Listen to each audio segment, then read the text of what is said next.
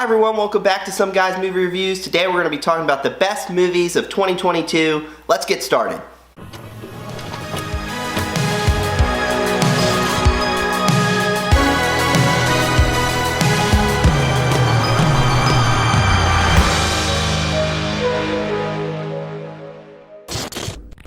I'm going to include a list of all the movies I saw this year, including the number score that I would give them. So here's the list, and they'll also be in the description.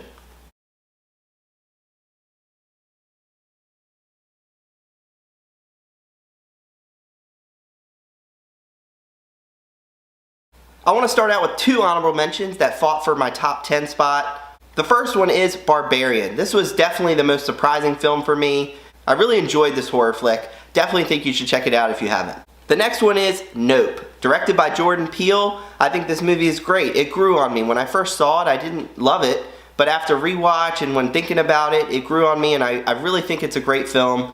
At number 10, Don't Worry Darling. This is probably the most surprising pick on my list. I found it great. I love the sci-fi elements. I think Olivia Wilde directs the film very well. Florence Pugh gives a great performance. Harry Styles is great. And I love Chris Pine. I thought this was a fun time. I'm so glad that I watched it. I hope you do too.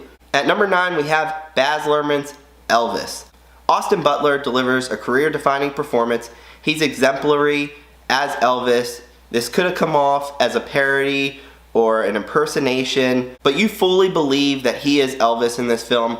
Austin Butler definitely deserves the best actor. I think everyone should see this movie. It really showed me what made Elvis so great. I loved learning about his life. I think this movie does a great job. Coming in at number 8, we have God's Country. Thandie Newton delivers an excellent performance in this story about escalation. It was so fascinating to see how events escalate. I thought this movie captured that perfectly. There's also some other timely subplots that I found very interesting. This movie was on my mind after watching it. I even talked to my wife about it. It really stuck with me. That's why it makes my list. At number 7, Emily the Criminal. Aubrey Plaza delivers a fantastic performance. She's so relatable and believable in this film. So subtle, nuanced, things that we look for. I really enjoyed the story in this movie. I found it really interesting given the current student loan problems going on in the United States. Her relationship with Theo Rossi's character is also very well done. I thought he delivers a great performance. I really bought their chemistry together.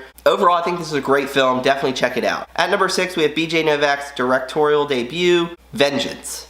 My wife and I went to see this mostly because we love The Office and BJ Novak is from that, so we figured why not. We saw it was getting pretty good reviews, so we wanted to see it for ourselves, and man, I'm so glad that I did. I found this movie to be so fun, cleverly written. I enjoyed the humor. BJ Novak is great in this movie. There's some twists at the end that I didn't see coming. Definitely check out this movie if you haven't seen it.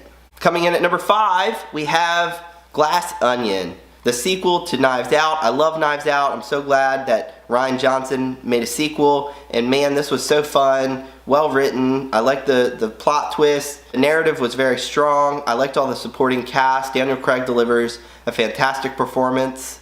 Honestly, I can't wait to see the next one. Coming in at number 4, we have The Unbearable Weight of Massive Talent. What a long name for a movie, but man, it is so good. Nicolas Cage, Pedro Pascal deliver great performances. There's a scene that's very reminiscent of something that happens in Wolf of Wall Street, another fantastic movie. I think that this movie does a new thing with it, and it's just as funny. The action is awesome. The writing is really good. I just really like this movie. It's a movie I can go back to and watch again and again. Coming in at number 3 is Causeway. Causeway stars Jennifer Lawrence, and it's kind of her return back to more independent films. I'm so glad she did this because she is excellent in this movie. Her relationship with Brian Tyree Henry in this film is extraordinary. I love their chemistry. I bought it. The story felt relatable, easy to connect with. I like the writing, and I love the way that the movie ends. I think this is a very strong movie, one of the best of the year for sure.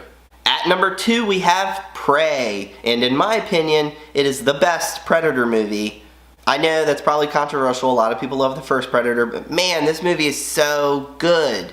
Amber Midthunder is fantastic as the lead character in this movie, and it's pretty much a one-woman show. I mean, there are other characters in it, but she really has to sell and make you feel like immersed in this sci-fi setting with the Predator. I love the setting, how they brought it back in time. It all made sense and connected well. This is just sci-fi filmmaking done at its best. Dan Trachtenberg delivered with 10 Cloverfield Lane. He delivers again with this. I cannot wait to see what he comes out with next. Coming in at number 1 is, of course, Top Gun Maverick. I mean, it couldn't have been any other movie. This movie blew me away. It's a perfect movie in my mind. I can't imagine another number 1 for me this year. Top Gun Maverick ranks so highly for me as far as one of my favorite movies of all time. There was no question it was going to be number 1. And so that's my list. What did you all think? Leave your comments down below. Like, subscribe, share. Let me know your favorite top 10 of the year. And we'll definitely see you next time. Thanks, guys. Bye-bye.